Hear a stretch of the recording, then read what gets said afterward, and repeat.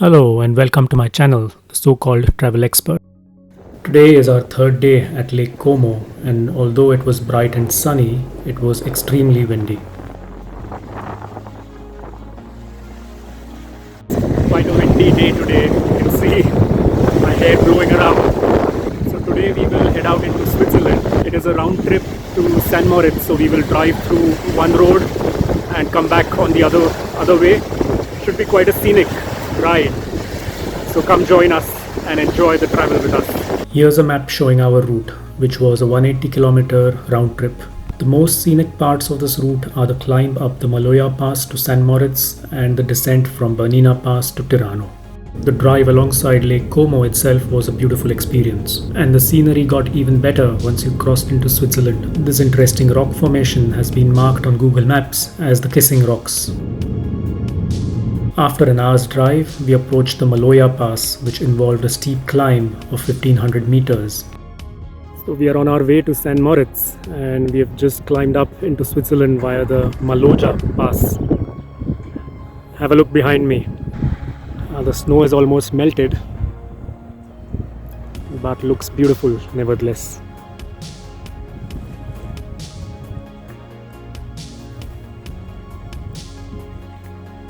And a high mountain on this side which is still covered with snow. Beautiful. So we've just walked a short distance, maybe 5 minutes from the car park, and this is where we come to. It's a hydroelectric project, a dam, but just look at the view behind me. So that's the view on top of the dam. That riverbed is mostly frozen up.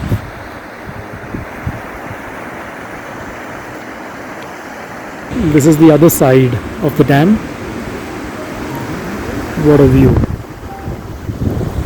And you'll see that they've actually made a climbing wall on this side.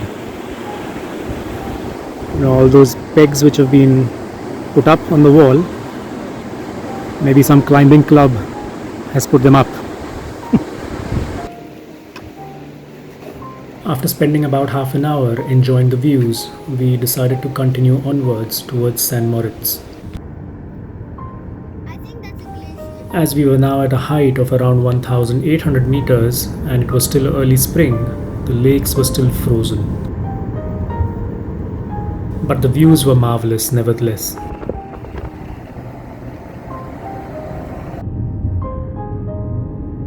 We decided to just drive through St. Moritz as we were more excited about the views that lay ahead of us. And soon thereafter, we arrived at one of the most scenic points along the entire route. The viewing point for the Morteratsch glacier and the Bernina mountain. We've just passed St. Moritz, and maybe just a 20-kilometer drive, and we've stopped en route a place called Morteratsch. There is a railway crossing, and just next to the railway crossing there is a parking, and this gives you outstanding views of the glacier behind me. That's the view of the glacier. Have a look at my old video where we had been right at the base of the glacier in September and compare that to this view. And just as I was admiring the views, hoping that a train would pass by, my wish came true. If you are a railway enthusiast and like to see snow-capped mountains, then this is the place to be. What a view!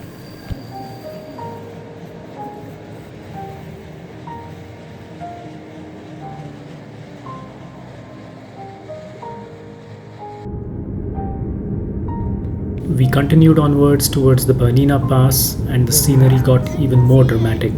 The railway line runs right next to the road, so it can be a bit difficult to stay focused if a train is passing by.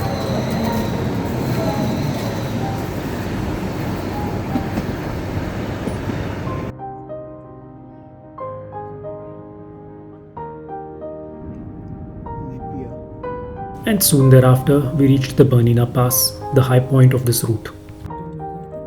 We have just driven onwards for another 15 minutes from our previous stop, and we are at this Bernina Pass, which is 2,330 meters high. So we are pretty much at the top of the mountain pass, You can't go any higher than that, and you can see the view behind me. The beauty of this place is hard to describe in words. This route is closed between October and March due to heavy snow, and the only way to cross from St. Moritz to Tirano is by train.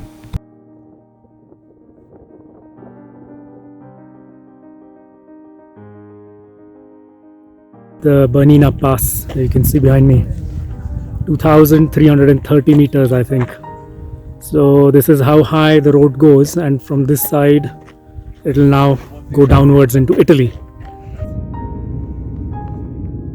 It is almost a descent of 2000 meters from the Bernina Pass to Tirano, and if you're confident enough of driving on twisty mountain routes, it is quite an exhilarating experience. And there's the railway platform right by the side of the road. We eventually caught up with the train, but sadly could not beat it to the railway crossing.